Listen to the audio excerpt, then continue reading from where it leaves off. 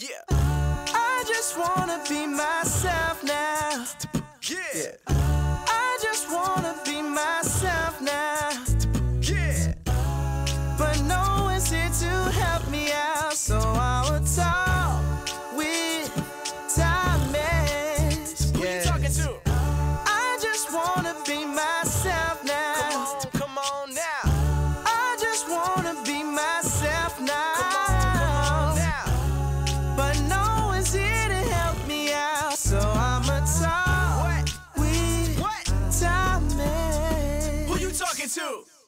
Thanks so much for joining me here. I am yours truly, K. Marine. I'm sitting here with Kendall Thomas. How you doing? I'm fine, and yourself? Yes, welcome back to the K Report. Thank you. Pleasure to be here. Yes, I'm glad that we're getting a chance to speak again because, you know, the first time I talked to you, which was a couple months ago, you know, you came to my show and we sat down and we talked about just a little bit about you. You know, there's been a lot of buzz and talk about you. I'm not sure if you noticed yet, but, you know, a lot of people are intrigued about what you're doing because it's really unique. You're actually going out there and you are targeting the youth in a very special way. Yes, ma'am. You're saving lives. Yes, yes. And I think that is phenomenal. I mean, because you're 22 for one, so you're close to these to the age range. You know what I'm saying? And there's a lot. I think a lot of people out there don't realize that these children need help. Yes. You know what I'm saying? Yes. So I mean, since the last time we talked, I mean, just catch me up to date. What have you been doing with yourself?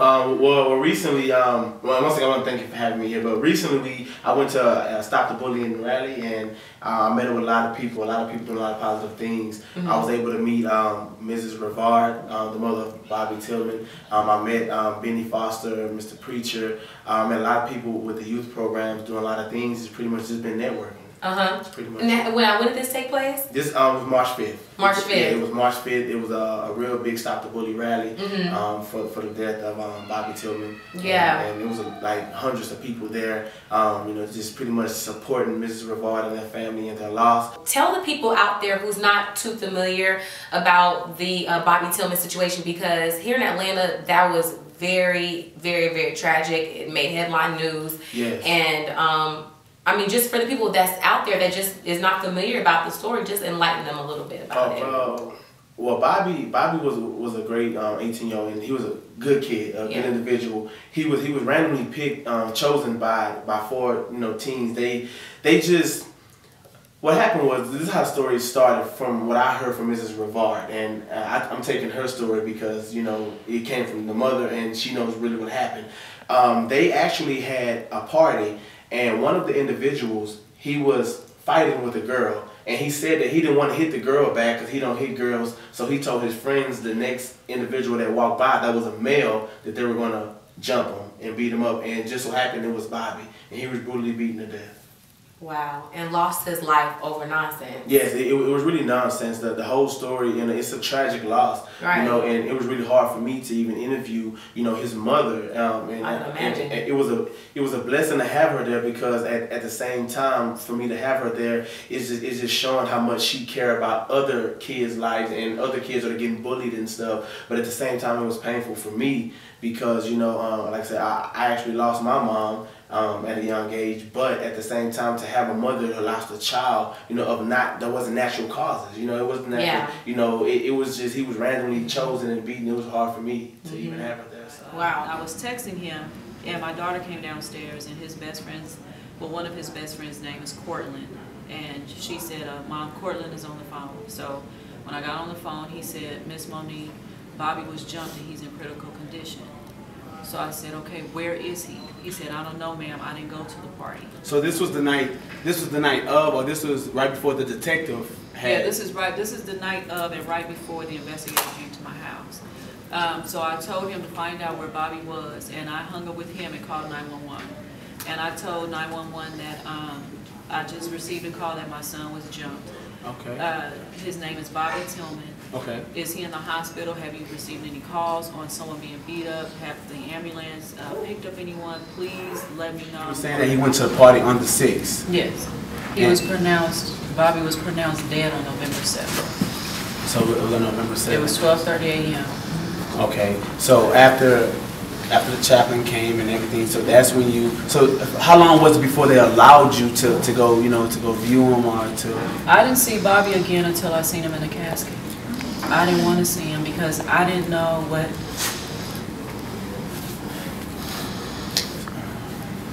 I didn't know how he looked. I didn't know what they did to him. So I wanted to remember my son the way he looked before he left the house. Yes, ma'am. Kendall, I have so much respect for you for even, you know, having the courage and the strength to even interview Bobby Tillman's mom, because something like that, I mean, you can't help.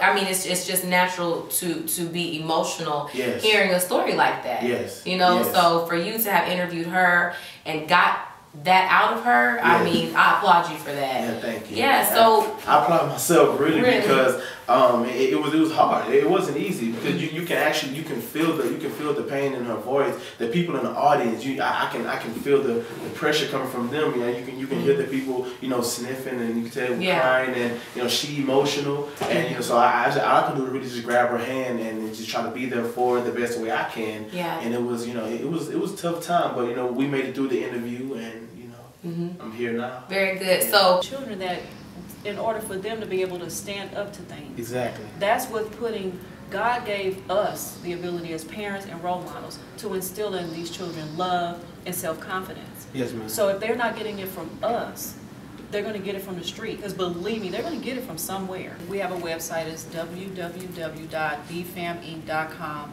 And that's BFAMINC. So, on a lighter note, let's talk about the programs that you're affiliated with.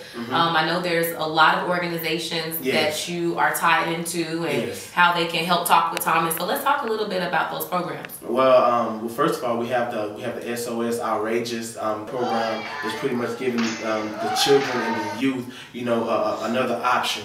You know, we can put it in their face and tell them like this is the right way, but at the same time we're trying to be more supportive with it. We're not just going to put it in their face and just say, okay, you need to do this and just leave it alone. We're trying to get them involved in different programs. Very good. And then we also have a boot camp that I'm affiliated with, that, you know, one of the guys that I'm affiliated with, he's actually going to the courthouses and stuff, and he's talking to the judges and telling the judges, before you send this child to jail, let him come to my boot camp first. Let's see if I can make a difference before you put him behind bars. You know, and then we also go to different juvenile detention centers and try to work things out for when they get out of jail, and put them in some nice little programs and things that's going to help them, sports and things of that nature. So yeah, we staying pretty busy. You know, Talk with Thomas is staying very busy.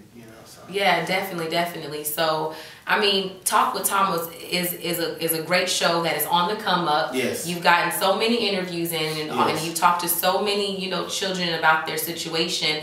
But I mean, in the event of you talking to these kids and these programs that you're affiliated with, I mean, you can never get enough help. You know, there's not enough help in the world. You know, so I mean, I'm sure there's a couple of things that you need. I mean, you need counselors. You need more counselors. You need, you know, more children to share their stories. You know, what are you looking for to help Talk with Thomas and to you know, actually help these children? I'm really looking for the support of the people in the community. I'm looking for the support of companies, you know, companies who, you know, who have organizations for children already. And, you know, I just want the affiliation with them. You know, I want to be able to, you know, contact them if I need one of the programs that they already have. You know, because Talk with Thomas, you know, we offer, you know, help for children with any kind of issues going on in their life. So, you know, any organization that we can have on the team is going to be very helpful. You know, and so I pretty much,